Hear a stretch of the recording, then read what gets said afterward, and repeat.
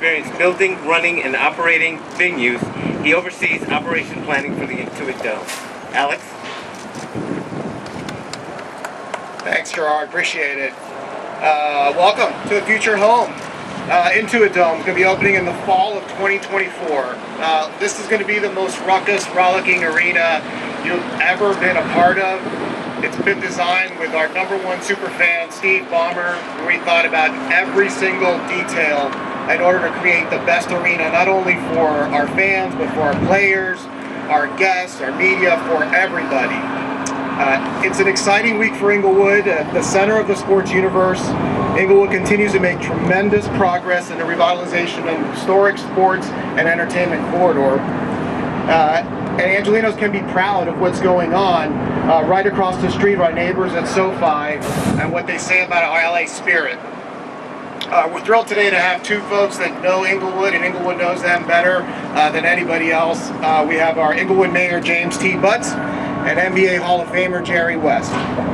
You'll hear from them shortly. It's amazing to think that we broke ground just under 5 months ago, directly behind us, and you'll see the progress that we've made so far in the last 5 months.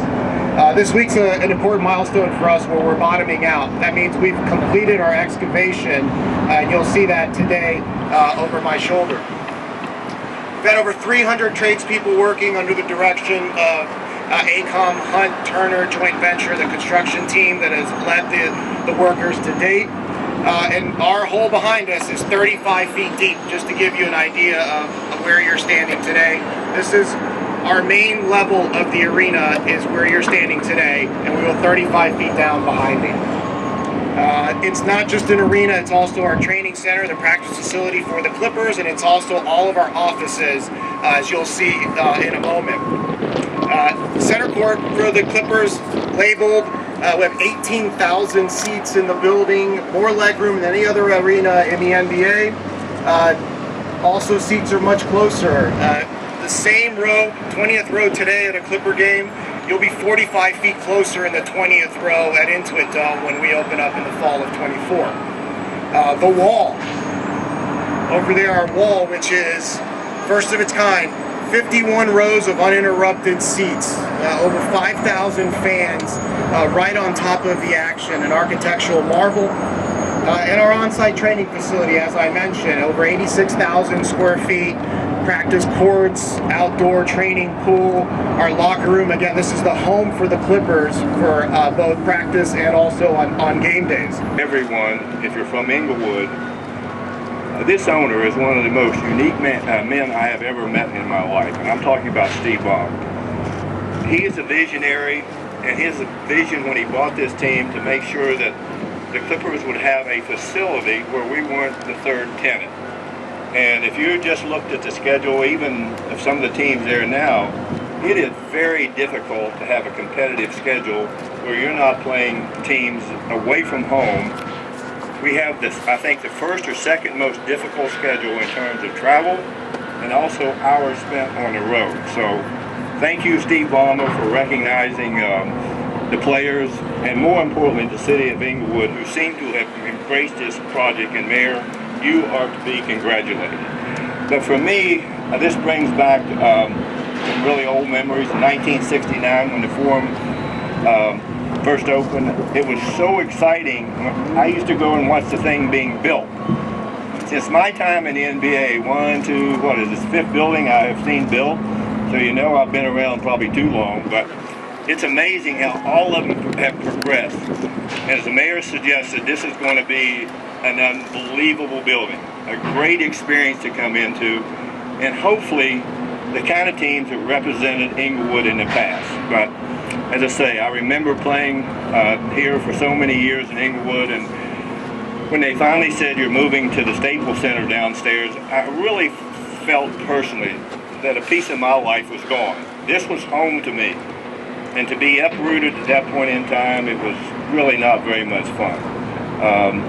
I grew to love this place, the people, going to all the little restaurants in town there, getting to know the people. Everyone would say hello, and happily, I think everyone is back here I wish I were younger to watch more and more of this, because I do still love the game, have a appetite for winning, and knowing how to win and lose are two different things, by the way. But as I mentioned, this should be a fantastic venue for everyone coming to watch. And Mayor, thank you for your enormous contribution, and most of all, Steve Ballmer. About the new location, new arena, what will that do for the image of the Clippers, knowing that they have their own home? You know, I'll guarantee you, when this is done, every one of you people will come see this arena, right? Yes. Let's say if you have a really fun team out there, and very competitive team, you're going to want to come back again to try to see every amenity in the arena, but you're going to be attracted by a team that is capable of winning, and capable of winning at the highest level. And this is what Steve wants most. The building will help in a competitive way, because our schedule won't be so bad going forward. But we need a team that can go out there and beat any team in the league on any given night, both at home and on the road. And it's been a very difficult year for a lot of teams, but losing two players of the caliber of Kawhi Leonard and Paul George certainly makes it a lot more difficult. And you learn more about the players you have.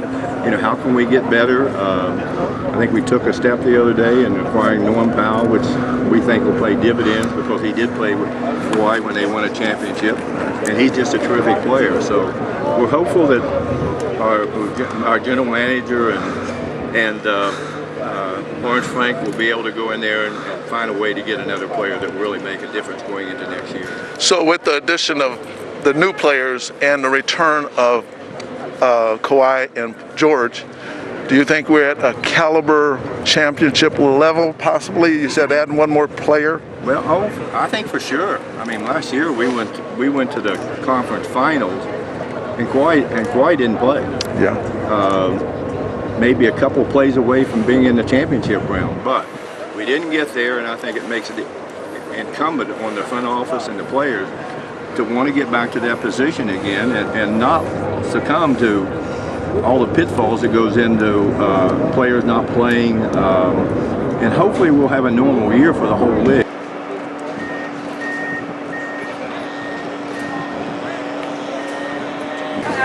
This is Gary George with the Inland Valley News reporting.